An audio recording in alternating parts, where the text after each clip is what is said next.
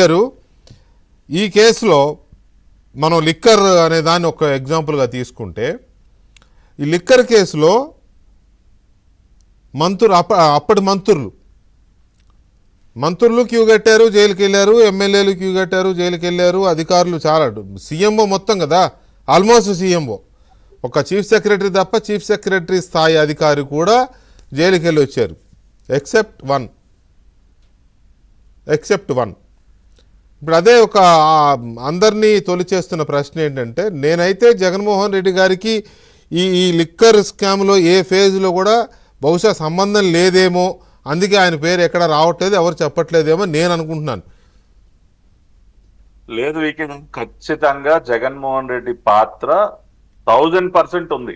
ఊరుకోండి, ఉంటే ఈ పార్టీకి ఎక్కడో రావాలి కదా, అవుతుంది, అది కూడా జరుగుతుంది. లేదు ఇప్పుడు జగన్మోహన్ రెడ్డికి కళ్ళు చెవులుగా ఉన్నటువంటి వ్యక్తులు, జగన్మోహన్ రెడ్డికి ప్రతినిత్యం షాడో లాగా తిరిగేటటువంటి వ్యక్తుల పాత్ర అంత స్పష్టంగా బయటపడే. ఉదాహరణకి కేఎన్ఆర్ 20 కోట్లు అతని ఖాతాలోకి వచ్చి చేరాయి. ఎప్పుడో నీడలాగా వెనకమాలే తిరుగుతూ ఉంటాడు. జగన్మోహన్ రెడ్డికి తెలియకుండా లిక్కర్ స్కామ్ డబ్బులు 20 కోట్లు వచ్చి కేఎన్ఆర్ అకౌంట్ లోకి వచ్చేస్తాయంటే అదేమంటే నిస్సిగ్గుగా మళ్ళీ సమర్థించడం. కేఎన్ఆర్ పెద్ద వ్యాపారస్తుడు, ఎప్పటి నుంచో వ్యాపారాలు చేశాడు, 20 కోట్లు సంపాదించుకోలేడా అని నిస్సిగ్గుగా మళ్ళీ సమర్థించడం. కాబట్టి ఖచ్చితంగా జగన్మోహన్ రెడ్డి పాత్ర ఉంది. అది త్వరలోనే దానిపైన కూడా, ఆ విషయంగా కూడా మీరు చర్యలు చూస్తారు. ఇది కేవలం డబ్బు విషయంగానే మనం చూడకూడదు సార్. కొన్ని వేల మంది ప్రాణాలు బలిగొన్నటువంటి కుంభకోణం సార్ ఇది. ఈ కల్తీ మద్యం దాకా ఎంతమంది చనిపోయారు. మొన్న ఇంకా అసలు దుర్మార్గంగా ఏం మాట్లాడుతున్నాడు సార్ ఈ జమోరే. మొన్న ఏదో ఒక చాటుకి వెళ్ళి ప్రెస్ వాళ్ళతో ఏంటి లిక్కర్ ట్రాన్స్పోర్ట్ ఏంటి స్కాము, జిల్లాకు 2 కోట్లు మింగితే తప్ప, 2-3 కోట్లు సంపాదించుకుంటే తప్ప, మా కారుమురన్న అది చేసినటువంటి పెద్ద పాపం అది అంటే. అవినీతిని కూడా లీగలైజ్, ఏంటి తప్పు అనే బరితెగింపు, ఆ స్థాయిలో బరితెగిస్తా ఉన్నారు సార్. ఆ మాటలు లైవ్ లో మాట్లాడాడు. ఆ మాటలు అంటే ఏంటి, నువ్వు ఒప్పుకున్నావు కదా ఆ స్కామ్ జరిగిందయా ఏంటంటే ఇలాగే ఉంటది. నువ్వంత బరితెగించి మాట్లాడితే చర్యలు కూడా ఇలాగే ఉంటాయి.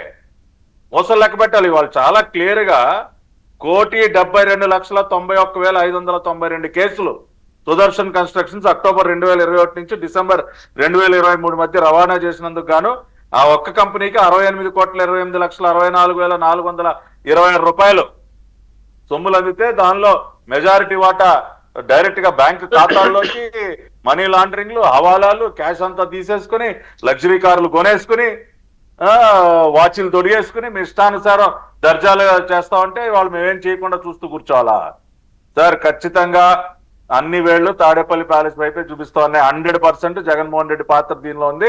అది కూడా రేపటి రోజున చూస్తాం. ఇప్పుడు ఇవన్నీ జరుగుతా ఉంటే ఏదో ఒక జగన్మోహన్ రెడ్డి గారికి ఆ ₹1 కోటి వాచ్లు అది అట్లాంటి పిచ్చి లేదులేండి. ఆ వాడో వ్యాచ్ వాళ్ళ నాన్నగారు వాడేది అలాంటిదే వాడతాడు ఆయన. ఉందిలేండి, ఎకరాల్లో ప్యాలెస్లు కట్టుకునే అలవాటు ఉందిగా బాగా. ₹1 వాచ్ పెట్టుకోకపోయినా 500 కోట్లు పెట్టి ప్యాలెస్, లేకపోతే ఒక 50 లక్షలు పెట్టి కమోడు, స్నానం చేయడానికి ₹1 కోటి తొట్టే, ఇలాంటి అలవాట్లు ఉన్నాయి కదా మనోడికి. మసాజ్ టేబుల్ ఇలాంటి అలవాట్లు ఉన్నాయి కదా సార్. మరి వీటన్నిటికీ డబ్బులు కావాలి కదా.